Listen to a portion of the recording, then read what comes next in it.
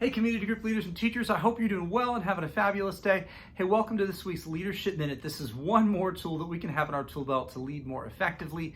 This week, we're continuing our series for this month looking at Acts chapter 2 for specific strategic ways that we can implement practices into our group that will help build a healthy foundation for all of our groups to grow based on the biblical model of small groups from Acts 2.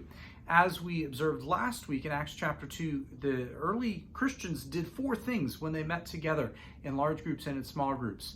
They studied the apostles' teaching, basically studying scripture together, studying the gospel message and what it means for us. They studied, they committed themselves to fellowship, to intentionally investing in each other's lives. They committed themselves to celebrating meals together, whether that literally was communion or something else.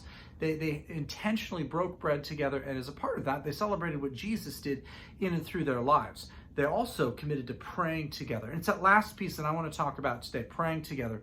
Next week, we'll circle back and look at those two middle pieces. But the more I study Acts chapter 2, the more I am impressed at how much the gospel is centered to everything the early church did. And so when they prayed together, one thing that happened in the early church is that they would go out, they would pray, and as they would pray, people would be so impressed with their prayers, with what was happening, that people were coming to faith in Jesus, even in response to their prayers. And so I think there's something in that for us as we intentionally get together and pray, that we should be passionate and intentional about praying for people far from God to surrender to Jesus. That when we get together and pray, we should know that our prayers make an eternal difference in the lives of other people around us. That there's something that the Lord wants to do through our prayers to encourage everyone in the room, but also to encourage people far from God to come to faith in Him and surrender to Him.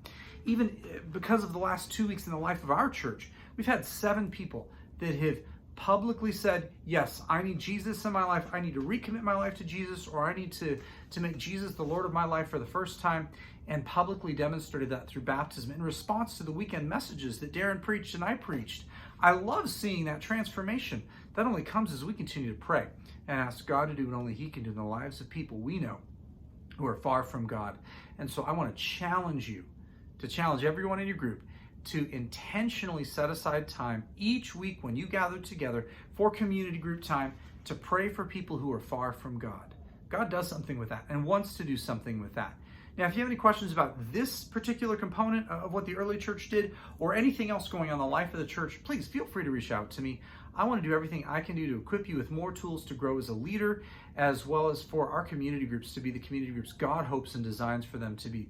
Groups that genuinely love each other, genuinely love God, and genuinely want to see the world transformed with the hope of the gospel. I hope you have a wonderful day, and I look forward to seeing you back here again soon. Hey, blessings, friends.